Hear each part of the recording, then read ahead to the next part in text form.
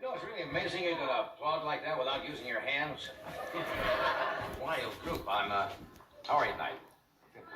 There's a light on those people up there. You're sitting in a light, aren't you? Yes. Why are they sitting in a light? They want to be seen. Somebody got a flashlight up there or something? I'm dedicating tonight's monologue to the economy. God knows they both need a lot of help.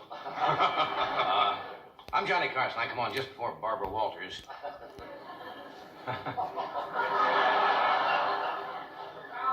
It's a valley. It's a valley. Well, you see, it's difficult to be out here without the band. It's tough to do the show without the music, although the band did it when they were here. Well, I have some good news and bad news tonight.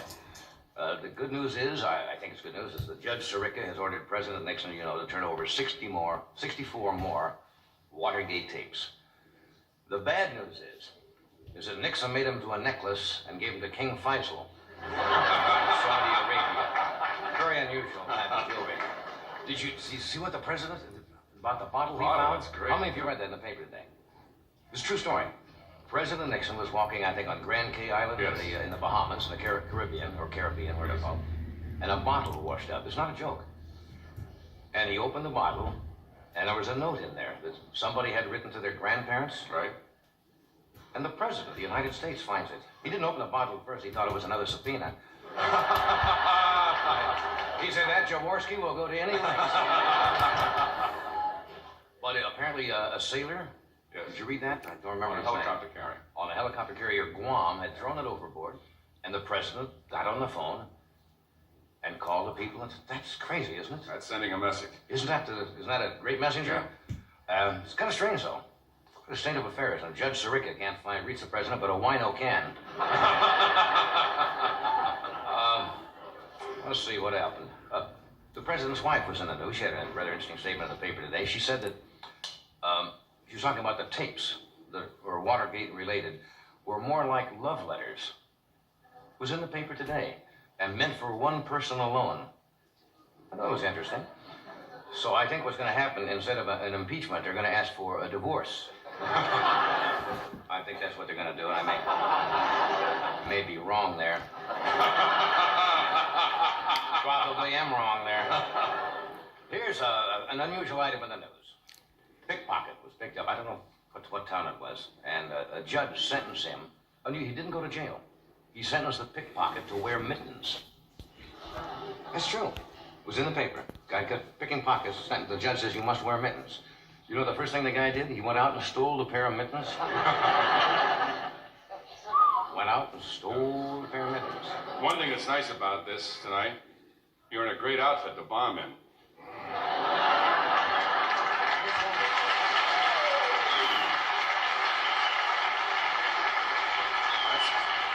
When I go on the tube, I go down in style. I'll tell you. Here's something you should be interested. Yesterday, you know what they held at the Beverly Hills Hotel in Los Angeles? Yes, the bartenders. The annual Bartenders Convention. Yeah. They actually have bartenders from all over the United States. They show up and they have a contest where all the bartenders mix their drink, and I guess they award a first prize to the most unusual concoction, and one drink was called the Velvet Kiss. That's the winner. That was the winner. And some bartender, I don't know where from, did you see about him? Made the dry martini? The driest martini ever made. How dry was it? I don't want to tell you, this martini was so dry that later on they found dust in the urinals. That's dry.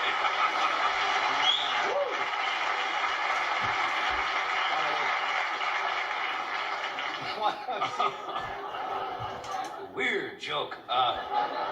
No, one of the runners-up was an impeachment daiquiri. How does that go? What? How does that make? Well, you start off by breaking into a refrigerator. Anyway, we have, should be an exciting show. Charlton Heston is with us tonight. He's got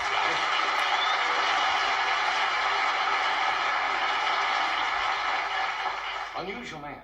I was having a sandwich in my dressing room, and he walked in, and the sandwich opened. We have one of the most controversial authors and a very outspoken gentleman, Mr. Norman Mailer, is with us tonight, and he always says what's on his mind. young comedian with a very warped sense of humor, David Brenner, is back with us. And a gentleman, is it Ian Whitcomb? I believe it, Ian or Ian? Ian Whitcomb, who a few years ago had a big hit record and now is a writer. A very interesting story. I think you'll enjoy him. What else do we have? That's it. We'll think of something else. Thank you for coming. We'll be with you in just a couple of days. Why am I doing this? Why am I doing this? Up in the Pocono. In the Pocono. There are a group of hotels, the Honeymoon hotels, that cater almost exclusively to young married couples. And they have what they call they choose a honeymoon king and queen award of the week. And they send questionnaires out to all the couples to fill out. And Ira Silverman of the Mount Airy, Birchwood, the Summit and Penn Hills sent us about a year ago some of the questionnaires. Now, we won't read the first and last names, but these are for real. These are not made up. They get asked the name, the bride's hometown, the marriage date, how did you meet, briefly describe your proposal. And then I guess they choose from this and give them a free week or something, but some of them are pretty hysterical, the way these people met. Miriam and Richard, you know, ages are just 21, so young. How did you meet? I tripped him when we were roller skating. Briefly describe your proposal. Richie decided he wasn't getting enough sleep going back and forth to my house, so he said, let's get married. I think that's a tender proposal, you know? Now he's getting a lot of sleep, and that's... Let's see, Roseanne and Dennis. When did you meet this? Briefly describe your proposal. Went skydiving, and he said, would you marry me? If not, he said he wouldn't open his chute. Wow.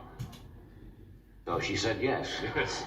It was either that or scrape him off Chicago, I suppose. Leslie and Skip. How did you meet? Smashed on frozen daiquiris. When did you meet? Around July 15th. Well, they were friends. Briefly describe your proposal. Smashed on cheap red wine. Sitting on beanbag chair at local steak and brew. She had a stomachache. This is a wonderful, wonderful arrangement. So I got married. Sharon and Eugene, how did you meet? Eugene's friend tried to make out with me, but Eugene was a better talker. Married, fine. Sandra and Charles. Briefly describe your proposal. Threw me down on the bed in my apartment in Erie. It certainly was Erie, no. And asked me flatly, can you stick with me? That's poetic. That could be a writer. Or something like that. I'll briefly describe your proposal. We were in bed, and Tom told me he wanted to get a tattoo on his arm of my name. I said, but you'll never be able to take it off. And he said, I don't want to because I want you to be my wife. And of course I said yes. That's kind of tender. Nice, yes. Aw. That's nice. Then he turned to her and said, by the way, what's your name? Yeah, that's Joan and John. I mean, these kids are so young, 18, 19 years old. Well, they met at an Army recruiting office when they were both signing up. Describe your proposal sitting on Joan's couch in the living room, talking. That's the old tradition. Probably about the training films from the Army. Yes. Lisa and Timothy, how'd you meet? Get this. I would pick Lisa up every morning, and before school, we would both split a 6-pack of beer. Now, can you imagine when you're going to school, you split a 6-pack of beer before you go to school? Arithmetic would be very strange. Susan and Larry. Now, this is interesting. How did you meet? We were both born 3 days apart in the same hospital. Come on. We were both born 3 days. Her mother had the same room. March 10th to March 13th, 1952. These people were born. Where'd they meet? In the back of an incubator? How would you know? How did you meet? And they met. Apparently they met. How could you meet when you're 3 years old? 3 days old. 3 days old. How would that work out? Thing is fake. Huh? Tear that out. That's no good. And he said, would you like to come to my mother's for dinner?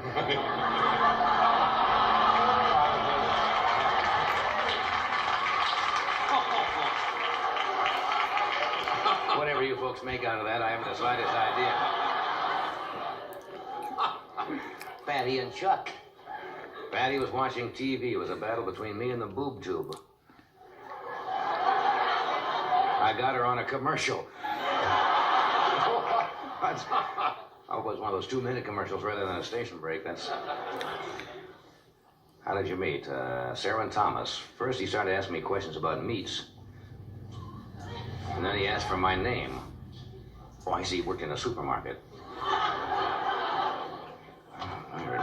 Christine and Tom.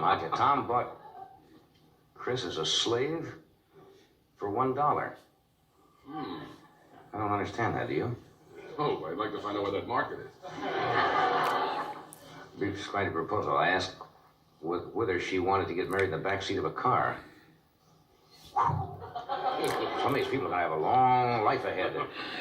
How'd you meet? We were scratching each other's backs. Where did you meet? At a party in the woods. These are 2 bears. Hey, this is nice. Margaret and John, where did you meet? This is right here on the couch watching Johnny Carson show. I said, Fish? Her nickname. Oh, Fish. During our show. Yes. And she probably held up a can of Alpo and says, we'll be back in a minute. And that was a nice thing. You believe this one, Joanne and Walter? My tie got stuck in her zipper.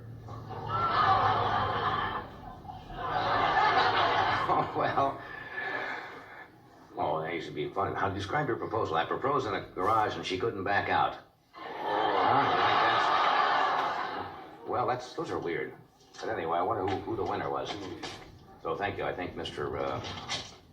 Silverman, the Mount Airy, back in Pennsylvania, presenting us those. Those are kind of interesting. Tonight we have Charlton Heston, Norman Mailer, Chuck Heston. You've played so many different varied roles in your life, and I suppose you get tired of some of the questions, but a lot of these, like the thing in the airport, require a lot of pre-preparation, learning to fly the 707. It's kind of an interesting part of the work. And when they played Ben-Hur, replayed it again here a couple of weeks ago, I watched the whole thing again because that was one of the great spectacles ever made, and you were superb in it. And of course, everybody's waiting for that great The race. chariot scene at the end, which was absolutely... It was fixed, you know. Fixed, yeah, you knew I was going to But everybody says, how did they do that? And Very, very carefully. Because obviously you had to drive in some of those scenes, in a great many of them. Yeah, most of it, yeah. Now, did you go to a chariot school? Because most of them are closed, you know, now. There wasn't a hell of a big Very hall. little demand for that. You don't get in the yellow pages and say chariot school. No, that's true. What they I do? went over 2 months before we started shooting. Fortunately, I'd ridden and been around horses a lot Right. all my life. But driving a chariot's something else again. And I never had driven a team, let alone a 4-horse team. Right. And I spent 2 months learning to drive a little bit. Some professional... Yeah, Yakima Kanat. Oh, yeah, the great Who stunt directed man who the directs. sequence, the greatest stuntman, the legendary stuntman in history. He's in his 70s now, isn't he? And still active. His son, Joe Kanat, is now the greatest stuntman alive and one of the best second-unit directors alive. And Joe doubled me for the fall and doubled me for the stuff I didn't drive. But his dad taught me to drive. It's one of many skills I've collected for which I had no further use. Anybody need a chariot driver? Yeah, you did the football, you played the... In number The one, aging quarterback, number I one. spent about 5 months, not every day, you know, Right. but over a period of 5 months with Craig Fertig of SC, the quarterback coach of SC, and then down to the New Orleans Saints, learning to look like a pro quarterback a little bit. Right. And I did a picture with Max Schell called Counterpoint, in which I was supposed to be a symphonic conductor. I learned to do that a little bit, again, to look like you can do it. And that took several months of work. And then when I played Michelangelo, I had to learn to paint the Sistine ceiling. And then You used a roller, we didn't decided you? to wallpaper. Prince Harrison said what? He said, I've changed my mind. We're going to wallpaper. Have you ever had any injuries during any of these things? I cracked a rib doing number one. Or the football thing? Yeah. You know, pro football, probably you would. That was about the roughest thing you could Well, do. it was a planned shot, and those guys are superb athletes, you know, but they've got to come at you, 70% or so, or Right. it looks ridiculous. And they knew exactly what they were going to do, but I turned in midair, and a guy was supposed to catch me with his shoulder pad and lay off it, And he was off his feet too, and he caught me with his helmet. And they said you could hear the crack from the sidelines. And I fell, and of course the wind was knocked out of me. And that bit where they come over and they're lifting your belt, you know, like this, and I like this, and this guy comes over and leans over. He says, "Welcome to the NFL." That's considered a minor injury, a cracked rib. They just put a little tape around you and send them back in half of the time. And when you first started, it's always fascinating, and people are interested when they meet people who are so well known and been successful, what they did in the early days. And were there any times in your career when you lived in New York, didn't you, with your wife Lydia? Hell's Kitchen. Yeah, trying to get into acting. It was and a so nice on. neighborhood then. Hell's Kitchen was a... Well, we never had any trouble. We had people we liked lived around us. I remember the fellow lived underneath us rented a gun. Rented a gun? No, he did. He had no record. He was on no wanted lists or anything. He wouldn't dream of committing a felony himself. Right. But he would rent a gun. Just in case. Yeah, if you wanted to hold up somebody. I mean, you could rent the gun from him? That's right, yeah. That's no kidding. But it really was a nice neighborhood. We lived in a fourth floor. It was. Sounds like a guy who rents guns below you. What'd you pay in those days in Hell's Kitchen? $30 a month. $30 a month. Then I started doing movies, and we finally moved from there when I realized, by mistake, one year I got a car and I ended up with it back east, so I garaged it across the street from where I lived, and I suddenly realized after about 4 months I was paying more to garage the car than I was for the apartment. Did you ever get discouraged when you were trying to break into acting and say, hey, maybe this is not the direction I want to go, and you know, that's it's too funny insecure? thing. Or... It's a ridiculous way to make a living. It's impossible.